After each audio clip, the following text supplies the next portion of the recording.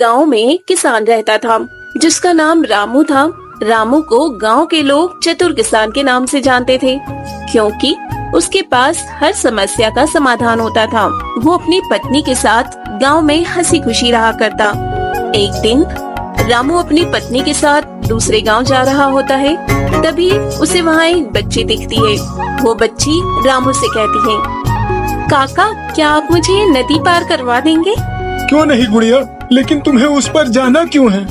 काका, मुझे दूसरे गांव अपने भाई से मिलने जाना है और उसे घर वापस लाना है। नाव में तो 2 ही लोग जा सकते हैं। अगर मैं बच्ची को नदी पार करवा के कांता को लेने आऊंगा तो हमें बहुत देर हो जाएगी। क्या करूं, समझ नहीं आ रहा।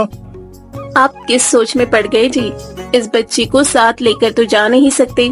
आप एक काम करो, इस बच्ची को नदी पार करवा दीजिए, फिर मुझे लेने आ जाना। कांता, तुम इस बच्ची को गोद में कसकर पकड़ लो, तीनों साथ में चल सकते हैं फिर। आप कैसी बातें कर रहे हैं? इससे तो नाव डूबने का खतरा है। तुम्हें उस पर भरोसा है ना? हाँ, बिल्कुल है। आप पूरे गांव के सबसे चतुर किसान जो हैं। अच्छा चलो मेरी भाग्य लक्ष्मी, वरना देर हो जाएगी। रामू के कहने पर कांता छोटी बच्ची को पकड़कर बैठ जाती है। तीनों ही एक साथ नदी पार कर लेते हैं। थोड़ी देर में तीनों दूसरे गांव पहुंच जाते हैं। उनसे एक शख्स टकराता है और कहता है, माफ करना भाई साहब, आपको देखा नहीं और गलती से धक्का लग गया। अरे कोई बात नहीं, आपने जो मेरे पैसों की पोटली मेरे जेब से चुरा ली है ना, यह मुझे वापस कर दीजिए। माफ करना भाई साहब, एक छोटा सा धक्का लगने की वजह से आप मेरे ऊपर इतना गंभीर आरोप लगा रहे हैं। चतुर से चतुराई नहीं। इतना कहने के बाद रामू विजयराज से अपने पैसों की पोटली ले लेता है। तभी कांता कहती है, आज के बाद ऐसा और किसी के साथ मत करना। हम तो तुम्हें ऐसे ही जाने दे रहे हैं। मुझे माफ करना, मैं आगे से चोरी का काम छोड़ दूंगा। एक अच्छा इंसान वही होता है जो दूसरे के सुख की वजह बने, ना कि दुख की।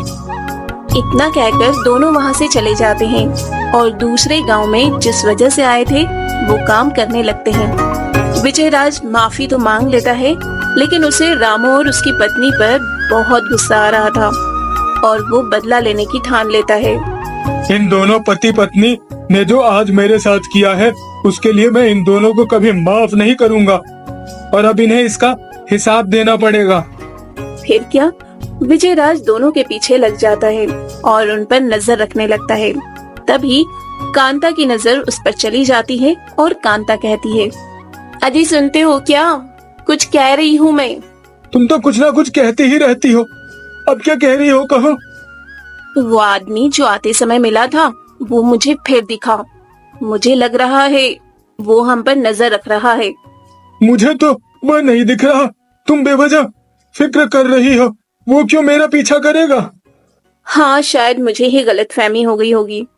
अच्छा, तो हम अपने गांव के लिए कब निकलेंगे? अभी तो काम पूरा नहीं हुआ है। आज रात हमें यहीं रुकना पड़ेगा। पास में ही मेरे एक दोस्त का घर है, आज रात हम वहीं रुकेंगे। ठीक है, चलते हैं अब। लगता है इन्हें मुझ पर शक हो गया है, मुझे संभल कर रहना पड़ेगा। अगला दिन होता है। रामू अपना काम पूरा करने के लिए निकल जाता है और काम पूरा करके घर लौटता है। आते ही अपनी पत्नी से कहता है, चलो कांता, गांव के लिए निकलते हैं वरना रात हो जाएगी।